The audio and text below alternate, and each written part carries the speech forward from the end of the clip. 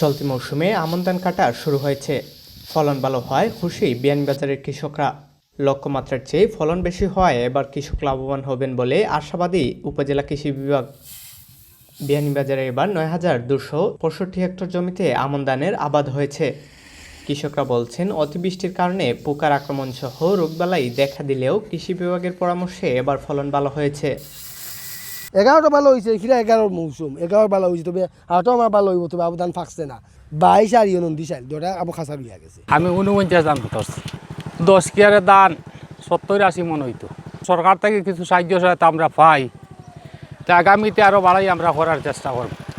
11 ফসল দিছে, 49ও দিছে, 22ও দিছে, 23ও দিছে, প্রচুর ফসল দিছে আল্লাহ।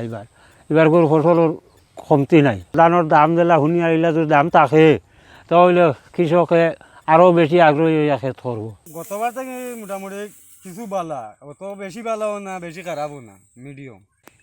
বিয়ানীবাজার উপজেলা কৃষি কর্মকর্তা জানান, এবার পোকামাকড়ের আক্রমণ কম থাকায় ফলন লক্ষ্যমাত্রা ছাড়িয়ে যাবে। তবে শ্রমিক সংকট নিরসনে আধুনিক কৃষি যন্ত্র ব্যবহারের পরামর্শ দিচ্ছে কৃষি বিভাগ।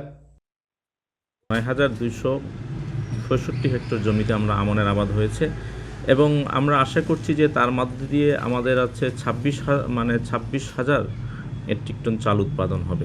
এটা হচ্ছে আমাদের গতবার ছিল প্রায় ২৫,০০০ মেট্রিক টন মানে ধান উৎপাদনের চাল উৎপাদনের লক্ষ্যমাত্রা। আমরা সে থেকে এবার প্রায় ১,০০০ মেট্রিক টন বেশি আমরা ধান উৎপাদন করছি। প্রায় 11 জাতের আমাদের ধান আছে মাঠে, তার মধ্যে সবচেয়ে বেশি বিআর 11 জাতের, এটাতে প্রায় আমাদের হচ্ছে ১৫৫০ মেট্রিক টন আমাদের ধান আবাদ আছে। কৃষি সম্প্রসারণ অধিদপ্তরের তথ্যমতে উপজেলায় এবছর ৯,২৬৫ হেক্টর জমিতে রূপা আমন আবাদ হয়েছে, যা গত বছরের চাইতে প্রায় ১০০ হেক্টর বেশি। তাজবির আহমদ সাইম, এবিটিভি।